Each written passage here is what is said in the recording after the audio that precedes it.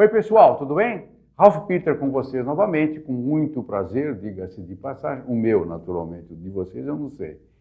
Apresentando de novo o programa Livros em Revista, que vai ao ar toda quarta-feira às 19 horas pela nossa BCC Television, que sempre tem o firme propósito de levar até vocês um bom entretenimento com elevado teor de cultura. Aliás, no caso de há pouco aqui, alguns segundinhos, elevadíssimo teor de cultura. Ao meu lado direito, José Paulo Lani, jornalista, cineasta, dramaturgo, aliás, abrilhantou grandes e diversas redações e veículos brasileiros, escritor, trouxe ao mundo uma obra absolutamente pirada, mas piradíssima, por sinal, no bom sentido.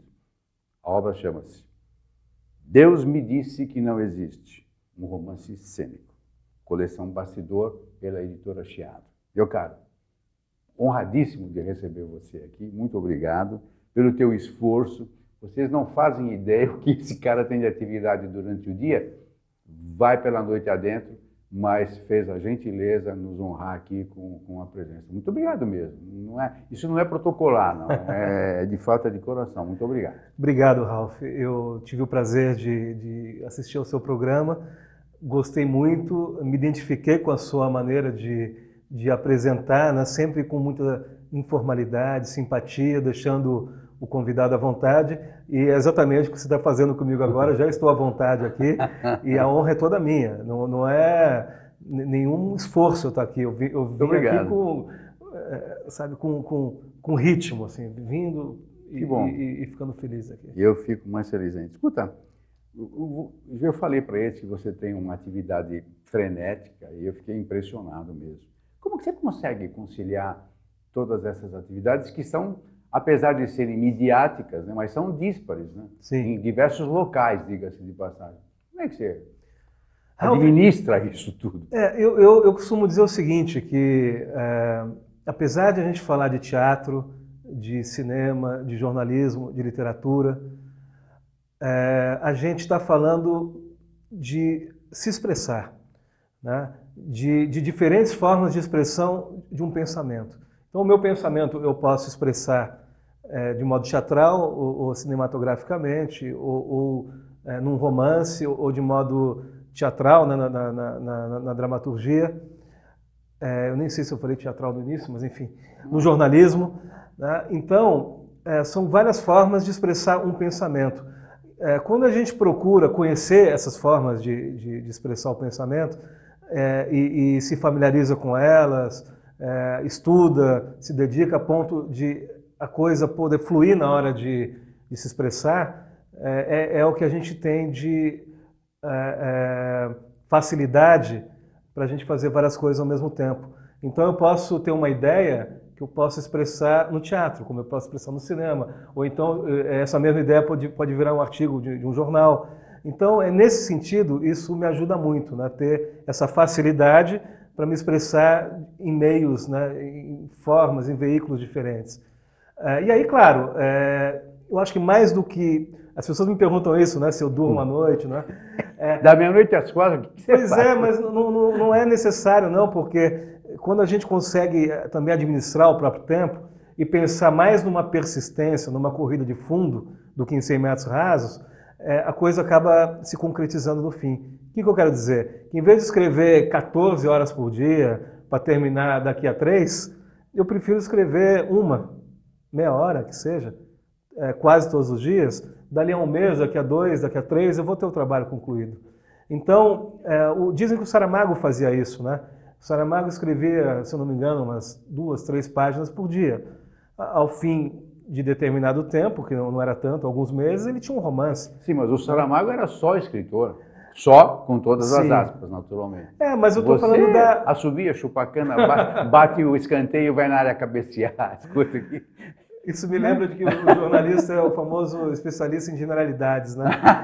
Eu acabei fazendo isso com outras formas de expressão. Mas eu acho que isso transmite, para mim, pelo menos, eu li o teu currículo, realmente fiquei impressionado. Globo, Veja, e vai por aí. Você faz o que gosta e com muito prazer. Eu acho que essa é a pedra de toque. Não só a tua pedra de toque, como a minha também. Eu também tenho algumas atividades extras que eu gosto, senão não faria. Particularmente a altura do meu campeonato, você é uma pessoa jovem, está no meio do caminho. O meu já está acabando. Mas tudo que eu faço efetivamente, faço com muito prazer. Eu acho que, acredito piamente que esse seja o grande segredo, a grande chave. Isso ajuda muito, né? Porque se me pedissem para fazer algo com que eu não tenho a menor familiaridade, o tempo demoraria mais para passar também. Até por grana você até faria, mas arrasta, né? Sem dúvida. É uma bicicleta puxada com freio de mão. É verdade. Não tem jeito. Então aí a gente tem 3 elementos. Você acabou de acrescentar o terceiro elemento. O primeiro seria a administração do tempo. O segundo, uma facilidade que eu tenho de fazer eclético. Exatamente. E o terceiro, você disse bem, amar o que se faz com que a coisa ande mais fácil. É um lance de tesão mesmo. Sim, sem dúvida. E agora você tendo em vista que você faz muito pouca coisa durante o dia, tem muita... Depois a gente vai falar do livro, tá bom. Mas tem muitas coisas para fazer. Cinema, né? Você vai lançar fala isso aí que é legal para a Xuxa. Vamos falar de Você cinema. vai resgatar, no meu modo de ver, eu acho que você está ajudando a resgatar uma estrela que tinha tudo para se apagar. Sem querer dramatizar muito. Entendi. Vamos lá. Isso eu acho legal. Mas eu acho melhor você falar quem é, não eu. Não, quem tem que falar ela é a tua estrela, não é minha. Eu nem a conheço. Eu acho que você deve estar falando da Vera Fischer. Exatamente. Porque a Vera, na verdade, fez muita novela, né, durante muitos anos, e antes disso ela tinha feito muito cinema, né? Então ela faz muito tempo, né, que ela não faz cinema, né? Pelo que eu sei, não sei se chegou a fazer alguma coisa recentemente. Mas, de fato, é uma honra ter a Vera Fischer no nosso elenco. A gente está falando do filme Bodega. Bodega é uma obra baseada na realidade. Infelizmente, Bodega era o nome de um bar aqui de Moema, na cidade de São Paulo, que foi assaltado e, infelizmente, 2 pessoas morreram lá. E, resumindo, a polícia prendeu 9 pessoas erradas, torturou essas pessoas, todas negras e da periferia. Essas pessoas acabaram assumindo os crimes que não cometeram. Essas pessoas foram apresentadas pela imprensa na época sem critério, né? Sem questionamento. Sem buscar a fonte, né? Exatamente, sem saber o que realmente estava acontecendo. E aí, portanto, a gente tem essa barbárie de pessoas inocentes torturadas e presas. Imagina a gente ficar 1 segundo na cadeia. A gente fala assim, o cara fala, ficou uma semana. As pessoas falam assim, não, ficou só 2 dias. Mas que só? Você imagina o que é você ficar 1 segundo numa cadeia, sobretudo a brasileira. Né? Então, foi o que aconteceu com essas pessoas. As pessoas ficaram, não vou lembrar do caso de cada uma, mas dias, semanas, enfim. Até que, felizmente, apareceu, né, o herói do filme, né, que é o herói da realidade, que é o promotor Eduardo Araújo da Silva. Ele foi designado pelo procurador-geral da época. Esse nome é real? É real. Perfeito. O promotor hoje é procurador de justiça do estado de São Paulo. E esse promotor, por solicitação do procurador-geral da época, passou a investigar a história. Não só ele, como PMs do Serviço Reservado. E aí acabaram chegando à conclusão, testemunhas não reconheciam os que haviam sido presos, uma série de contradições, uma série de incongruências. Então, o Ministério Público e esses policiais militares acabaram chegando à conclusão de que aqueles que estavam presos eram realmente inocentes. E o promotor teve a coragem de pedir para o juiz soltar essas pessoas todas, com exceção de 2, porque 2 já respondiam a processo por outros crimes. Então, o papel do promotor é o inverso, né? Mas foi pois muito... Não, Mas ele promoveu a justiça, né? Exatamente, justiça, exatamente isso. Ficou claro que o promotor não está ali só para acusar, e sim para promover a justiça, exatamente, onde quer que ela esteja faltando. Exatamente. Tá perfeito, perfeito. Mas, sabe, Ralph, eu tenho certeza de que a tua experiência aponta alguns exemplos nessa direção. Infelizmente, há promotores de justiça que não agem assim. Sim. Eles só acusam mesmo, denunciam, muitas vezes não tem prova nenhuma, parece que o cara quer mostrar trabalho, entendeu? Essa deficiência ocorre em qualquer profissão, né? Sim, Não qualquer é? uma, Qualquer todos, uma. né? Juízes, Todos. não vamos mencionar Claro, aqui, claro. pelo amor, porque Não. são todos probos. Sim. Então, o que acontece? No fim das contas, esse promotor, que é o herói da realidade e do nosso filme, o Eduardo, pediu a soltura desses inocentes, o juiz soltou, e aí a mídia ficou contra o promotor, achando que ele tinha soltado o bandido, tinha pedido, né, quem solta o juiz, que tinha solicitado, pedido a soltura de bandidos, e não eram bandidos. No fim das contas, resumindo, pegaram os verdadeiros criminosos tempos depois. Então, esse caso é um caso clássico de injustiça no Brasil, que é o caso Bodega. Quando foi isso? Isso foi na década de 90, acho que 96, se não me engano. Não é tão antigo. Não, faz 22 anos. 22 anos. Então, a gente resolveu fazer esse filme. Esse filme está sendo pré-produzido, né, pelo LA Filme. Eu vou ter a honra de dirigir um longa-metragem pela primeira vez. Com certeza vai ser um sucesso. Muito obrigado. Com o Tristan Aronovich, que é o outro diretor, que foi meu mestre também. Enfim, ele me deu essa oportunidade. Eu escrevi o roteiro, que aí já é uma área que Sim, essa é já é mais próxima minha, né? Tenho feito cinema, sim, tenho feito algumas coisas, mas dirigir um longa vai ser a minha primeira oportunidade, né? E a produtora é a Luciana Stipe, já estou aproveitando até para mandar um beijo para todo mundo. Não, mas aqui, isso aí. Né? O Emerson Giussiani, o Macarrão, que é o nosso produtor executivo. Ah, o Macarrão? O Macarrão. Não conheço. Vai conhecer. Vai conhecer. E, enfim, é um time maravilhoso, né? O Thiago Carvalho, que está aí na luta para captar recursos, porque cinema é uma arte cara, a gente está sempre atrás. Fica aqui a mensagem. Como essa captação é feita pelos rouanês da vida? Sim, lei do audiovisual, né? Certo. E aí a gente participa de editais, existem várias formas de captar. Legal. E aí, claro, a gente enviou o roteiro para a Vera Fischer, enviou para o Paulo Miklos, que foi dos Titãs, né, que é um grande ator, por sinal. É um cara legal. Um cara muito legal. Enviamos para o André Ramiro, que é o Matias do Tropa de Elite, não sei se você se lembra do Matias, aquele policial negro de óculos que trabalhava com o Capitão Nascimento, enfim, um papel brilhante que ele desempenhou. Foi esse que levou um tiro pelas costas, não? Que morreu? Pô, mas a gente vai contar o 2 mesmo? Não. A gente vai contar mesmo?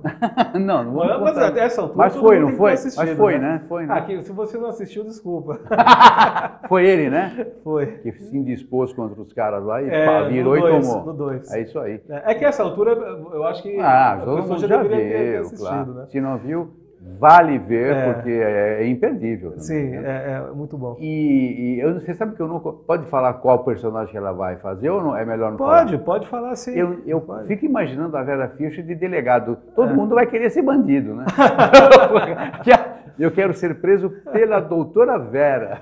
Mas é interessante porque a Vera, que vai fazer, como você disse, a delegada do caso, a Vera tem uma presença que impõe respeito, né? Então, claro que a gente sempre vai falar da Vera Fischer da década de 60, 70, enfim, aquela musa lindíssima, desejada o tempo inteiro. Tudo bem, essa é uma das faces da Vera, mas ela tem um carisma, uma presença que se impõe naturalmente. Então, a gente tem a convicção de que quando ela entrar na personagem de delegada, e aí é claro que tudo também muito vai depender da nossa caracterização, né? Caracterização que a gente vai fazer física, inclusive, né? E cinema também, igual futebol, tem muito do técnico e do diretor, né? Sim. Porque tem a maquiagem, tem o figurino, tem a maneira como ela vai se expressar, tem a lente, tem tudo. Então eu tenho a convicção de que vai ser uma Vera talvez com a qual as pessoas nem estejam acostumadas. Isso vai ser muito bom, né? Para ela também, né? Sim, maravilhoso. Para um ator isso é sensacional e para nós também. Vamos vender teu livro? Não? Vamos. Olha, eu aceito... Ticket, vale de refeição. Aceitamos tudo aqui, viu? Como que é, chicletes ainda não mascados. Não mascado, mas se tiver na caixinha... Vamos falar do Deus me disse que não existe. Isso aí é falando sério agora. Claro. É um protesto ou uma inspiração? Como é que... em suma, o que é que o nosso especnauta vai encontrar neste livro? Você do especnauta. O espectador internauta. Eu vi. Então, Ralph, eu diria o seguinte, que é uma maneira que eu encontrei de provocar reflexões, mas com um pano de fundo leve, que é a comédia, né? Porque a gente está falando de uma história narrada pelo diabo, né? O Lúcifer, o coisa ruim, né? Tem tantos nomes, o Lúcifer, o Cramunhão, né? Que é o chifrudo, chifrudo, vai nome por aí, que não falta, né? O Lúcifer conta a história do encontro dele com Deus na zona neutra, né? Eu criei uma zona neutra, tem o inferno de um lado, o céu de outro, e tem uma zona neutra. Na zona neutra você não tem nada, né? Tem uma pedra, enfim. E aí eles se encontram lá para bater papo. Não tem essa coisa de que Deus não conversa com o diabo. Não, eles batem papo. Um necessita do outro para existir. Modestíssima opinião. Então, mas isso que você falou, também é uma das ideias do livro, entendeu? É uma das ideias do livro. Porque como é que você avalia o bem se você nunca conheceu o mal? Sim, como é que você avalia o frio se você nunca sentiu o calor? Exatamente. São yin e yang, tem que conviver. Que é o que os filósofos ditos pré-socráticos falavam muito, né? Séculos antes de Sócrates mesmo, Platão, nas dualidades, né? Então ele falava na dualidade quente e frio, enfim, muitas delas, né? Então o que a gente busca, o que eu busco nessa reflexão é fazer com que as pessoas pensem em outras possibilidades metafísicas, né? Porque a gente está falando de metafísica, a gente está falando de um ramo da filosofia que busca conhecer as origens de tudo, né? Vou resumir assim, né? De onde tudo veio e talvez para onde tudo vai, mas não necessariamente com a apreensão dos sentidos, né? Talvez a gente não consiga chegar a essas respostas. Agora, na arte, a gente pode fazer tudo, né? Então a gente não precisa nem respeitar certas lógicas da filosofia, a gente propõe histórias e reflexões. Então nessa história do encontro de Deus com o diabo, história, como eu disse, narrada pelo diabo, eu busco fazer com que as pessoas pensem em algumas formas de enxergar o universo sem necessariamente ficar restrito aos grupos, né? Ou seja, individualmente seria possível, né, de acordo com essa reflexão, chegar a determinadas, se não verdades, mas a determinados exercícios morais, né? Exercícios de ética, né? Porque a moral é um ramo da ética, sem necessariamente eu ter que me filiar a um grupo, a uma religião, por exemplo, entendeu? E essa história é contada, como eu disse, de uma maneira muito leve, porque o diabo tem o conselho dele, né? De personagens que viveram, que eu mandei para o inferno, na verdade. Eu não fui muito bonzinho com eles também, talvez eu vá para o inferno junto, mas talvez você, se você quiser me acompanhar, seja bem-vindo. Né? Você, o especnauta, vamos nos encontrar todos no inferno. Eu já me disseram que eu vou com toda certeza. Então a gente se vê lá. Não é que os caras mandam, eu já tenho lugar garantido. Já tem um lugar garantido? Talvez não faça parte do conselho porque eu não sou tão nobre. Aliás, quer mencionar o conselho que eu achei piradíssimo, engraçadíssimo, engraçado com aspas, porque o que você faz realmente, ou que pelo menos provocou em mim, é primeiro um impacto, assim, pô, peraí, Deus e o diabo e tal. Depois você começa a ler, é como se fosse levantando o tapete. Aí você vai vendo tudo que tem lá embaixo. As coisas boas, acha uma moeda, acha um cabelo e tal, e vai por aí. Quando eu comecei a ler o nome dos caras do conselho, ou que estavam ali permeando o ambiente e tal, alguns eu tive, um particularmente, que eu até mencionei para você há pouco, o tal de Sejano, que eu nunca havia ouvido e que, no final das contas, foi um sujeito muito importante. Sim, sim. O conselho é o Sejano? O Sejano, a Cleópatra, a Messalina... Que tomou um baile miserável. Sim, sim.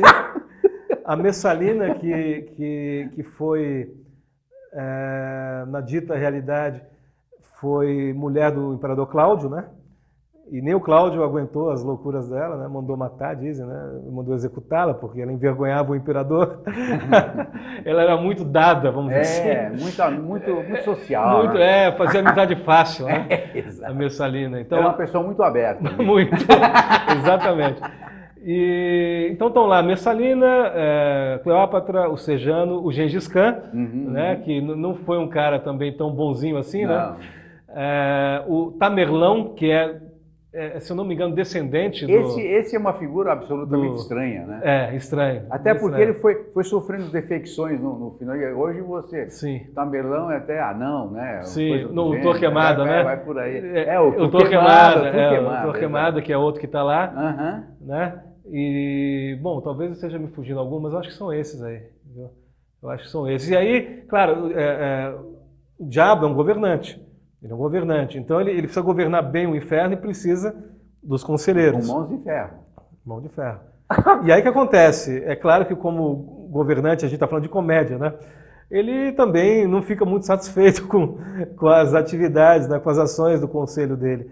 Então a gente sempre tem aqueles embates, né? Entre o diabo e os conselheiros dele.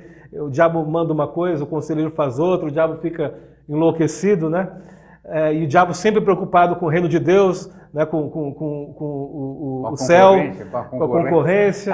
E aí, bom, tem esse diálogo também entre Deus e o diabo, de vamos acabar com o céu e o inferno, porque eles chegam a essa conclusão de que tem que acabar com o céu e o inferno, mas enquanto isso não acontece, o diabo sempre na defensiva com Deus. Né? E Deus não, Deus é mais sossegado.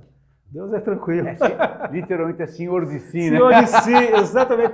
Parece aquela coisa mesmo do cara que é maduro, mesmo bem resolvido, né? O cachorrão que não quer brigar com o poodle, isso, né? Porque sabe que vai acabar com ele. E o diabo fica... Claro. Então é claro que eu usei, é evidente que quando eu falo de Deus e do diabo, que eu usei, né, os arquétipos já disponíveis aí sobre o que seja Deus e o que seja o diabo, né?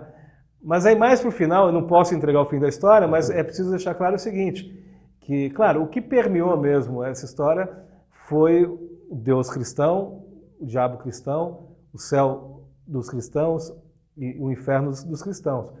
Mas eu procurei resolver essa limitação, vamos dizer assim, mais para o fim do livro, né, em que eu cito outras religiões também. Né? Mas eu acho, de todo modo, qualquer que seja a religião da pessoa ou a não religião da pessoa, talvez não seja tão difícil entender que o que eu estou propondo é um caminho talvez próprio da humanidade. Eu não posso falar mais do que isso, senão vou entregar a história inteira. Não, entendeu?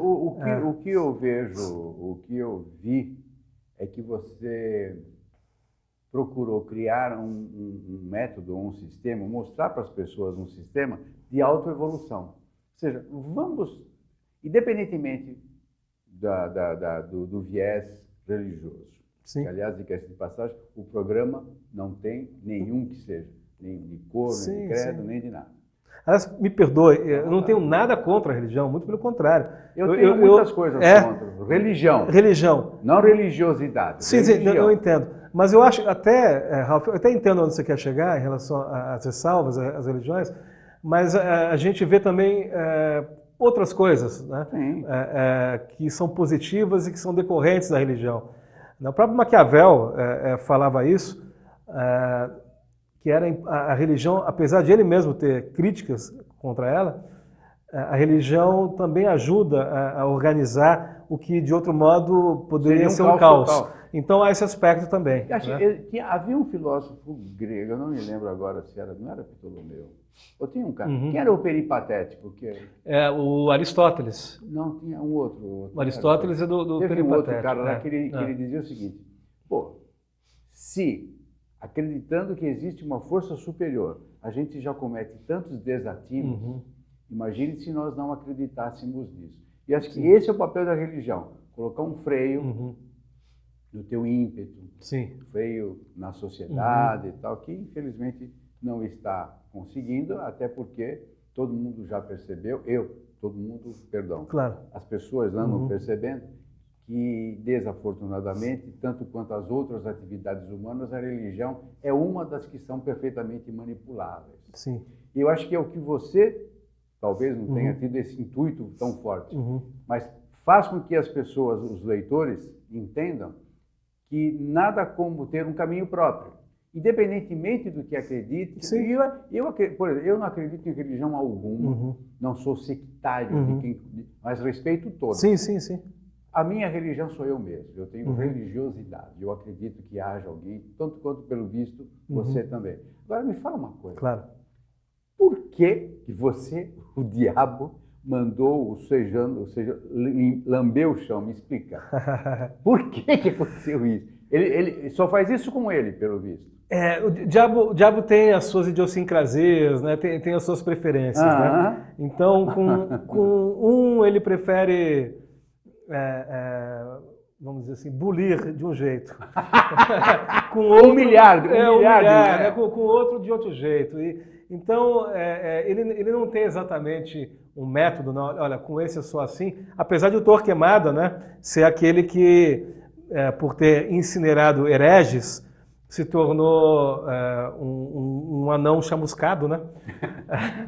E eu não vou contar também, mas há uma série de rituais aí que envolvem os castigos do Torquemada. Mas em relação ao Sejano, não sei, pelo menos foi o ímpeto que eu tive, né, quando eu escrevi. Eu não pensei assim, olha, o diabo vai fazer ele lamber o chão por uma razão especial. Não tem uma razão? Não, eu acho que é por sadismo só mesmo, entendeu? O que já está bom, né? Porque até ele senta em cima das costas do cara. Vocês desculpem, eu estou contando aqui. Está contando, mas não tem problema. Eu acho que isso vai dar uma vontade especial. E desculpa, é uma loucura total. Isso aí, né? Deus ainda... Deus não, diabo se senta nas costas do Sejano e lê a Bíblia toda. Isso que eu e Sejano de quatro lambendo o chão. Agora, imagina ler a Bíblia toda. Pô. Agora, que demora, né? E pelo que entendi, foi rápido, né?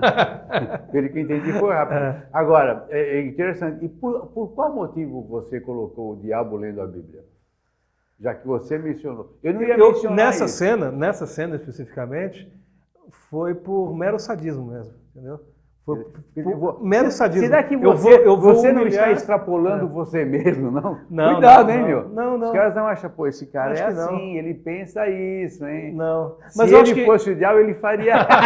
Mas isso é legal, isso é legal, porque eu penso assim mesmo, falo assim, porra, mas o cara escreveu um monte de maldades, né? Porque, claro, se o diabo está escrevendo, tem que ser maldade. Você não pode esperar a bondade do diabo. Sim. Pelo menos, teoricamente, é o que se acha. Sim. E eu costumo dizer para as pessoas que eu fico feliz de que eu seja, ou pelo menos tente ser uma boa pessoa, entendeu? Porque se eu fosse mal, eu teria esse repertório aí, toda a minha disposição. Imagina fazer tudo que o diabo faz com as pessoas. Né? Ainda bem que eu não faço isso. São coisas inimagináveis. São. Ainda bem que fica só no plano da piração intelectual. Entendeu? Que há relatos na época da Segunda Guerra, Nossa. Que são coisas horríveis. Pelo amor de Deus. Que até o diabo deve se envergonhar. Sim, não, com certeza. Né? O que os nazistas fizeram... Escuta, me fala uma coisa. Esses personagens todos aí, você fez uma ilação entre eles? Como que você... Não, na boa, não estou querendo tripudiar. Não, de forma alguma. Eu achei interessantíssimo, porque além de ser um gesto de pura criatividade, eu imagino que deva ser de uma transpiração e uma piração, porque num determinado ponto, será que eu escrevo isso? Passou alguma dúvida? Será que eu escrevo isso? Será que eu não escrevo? Ou você é fluido, vai escrevendo e depois você filtra? Você tem 1 minuto para falar sobre isso. Tá bom, vou falar bem menos. Né? O primeiro livro que eu publiquei se chama Calixto, Azar de Quem Votou em Mim. Como vocês podem ver, eu gosto de escrever em primeira pessoa e essa primeira pessoa é uma pessoa má. Né? Porque esse primeiro livro foi escrito por um político que está num asilo se vingando da sociedade, mostrando que nenhum político presta, nem ele. Isso é um pleonasmo. O nome dele é Calixto, azar de quem votou em mim. E isso, essa coisa de ele estar no asilo, falando para todo mundo, né, dizendo que ninguém presta, na política, inclusive ele, foi muito antes da Lava Jato, viu? Muito antes. Então, naquela época, ele era uma espécie de delator premiado dele mesmo. Está no circuito comercial? É possível encontrar na internet, sim. Então, qual é o nome do livro? Calixto, azar de quem... Calixto. Calixto. Calixto, azar de quem votou em mim. É um romance em que esse político faz essa reflexão, essa autoanálise, mas ele pega pesado e, claro, é uma sátira também. E eu citei o Calixto para dizer o seguinte. Aliás, o Calixto foi lançado pela editora O Artífice, MHW, depois eu relancei pela AGBook. O Calixto eu demorei bastante tempo para escrever. Eu demorei quase 10 anos para escrever, porque eu não tinha... Eu era bem mais jovem, eu não tinha a autodisciplina necessária, entendeu?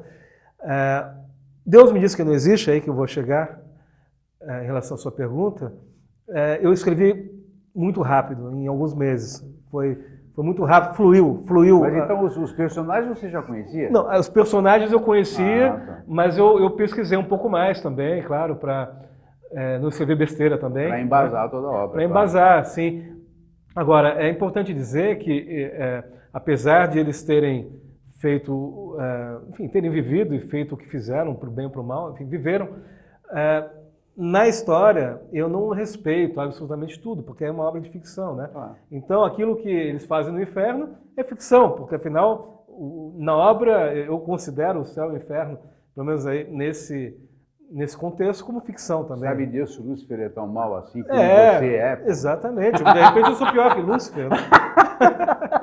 Meu, encerrou, infelizmente. Que pena. Posso falar só uma coisa muito rápida? Deve muito falar. rápida. Não. Deus me disse que não existe uma tentativa de um novo gênero literário, né? O romance cênico, que busca aliar o romance ao teatro. Então tem uma peça de teatro pronta para ser encenada aí. Está pronta. É só extrair a peça. Ela está escrita em forma de script também. Também. Eu tenho prosa no livro e eu tenho teatro que eu delimitei. Por isso eu tenho um romance e uma peça de teatro ao mesmo tempo, é o romance cênico, né? E para terminar, porque eu tinha dito para o meu parceiro Jansen Balgoben que eu ia falar sobre isso aqui, a gente também está já num processo de pré-produção de uma peça de teatro que vai ser Maquiavel, né? E uma abordagem que a gente não encontrou no mundo, a gente fez pesquisas por aí. Mas com a roupagem da época, não? Sim, com roupagem, uma peça histórica que eu escrevi. Produção cara, hein? Acho que sim.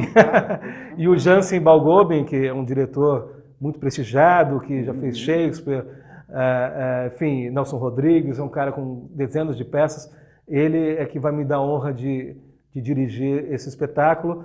A gente está buscando recursos, então em breve, se Deus quiser, quem sabe no primeiro semestre do ano que vem, teremos Maquiavel e você já está convidado para estar conosco lá. No gargarejo. Vai ser um prazer, uma honra. Puxa vida. Bom, meu caro, muito obrigado mesmo. Antes de eu encerrar definitivamente aqui, não dá vontade de ir embora. Não dá, é um papo legal. Desculpa, mas o papo aqui flui, que é uma... E eu tenho a sorte de continuar com ele após o fechamento. Vocês não, infelizmente. Bom, eu quero agradecer, antes de terminar, ao pessoal da técnica, Luciana, Márcio, Verão, Betânia, que sempre nos suportam aí para que a gente possa permear nas maquinetas que vocês possuem. Maria Estela Guedes, que através do seu site www.com, situado em Lisboa, nos insere perfeitamente no universo lusófono. Os nossos agradecimentos e muita gratidão. E a jornalista Mara Ribeiro, que fez o favor, cometeu o gesto irresponsável de me apresentar esse moço fantástico. Eu que agradeço a você e a Mara. Um beijo para a Mara. Mara que é uma assessoria de comunicação e marketing digital, uma pessoa fantástica, além de boa pessoa, muito competente. Sem então dúvida. www.mararibeiro.com.br. Telefones que eu aconselho que vocês façam. Você, empresário, artista, em suma, ela é da pesadíssima, diga-se de passagem. 11 3032 9815. Mara, muitíssimo obrigado. Sou muito grato a você, meu caro. E eu também. Obrigado, sim, somos todos. Obrigado por ter vindo e, por gentileza, faça desta casa a sua. As portas e janelas sempre estarão abertas para você, seus amigos e aos seus interesses e a todas as coisas boas que eu sei que você muito produz. Obrigado, Ralph, e é recíproco, né? Eu tenho certeza de que a gente ainda vai estar junto aí em muitos projetos. Eu espero com muita fluidez. Sem dúvida nenhuma, te agradeço muito. Valeu. Obrigado a todos vocês aqui. Pessoal, muito obrigado pela paciência, amizade, audiência. Até já. Tchau, tchau.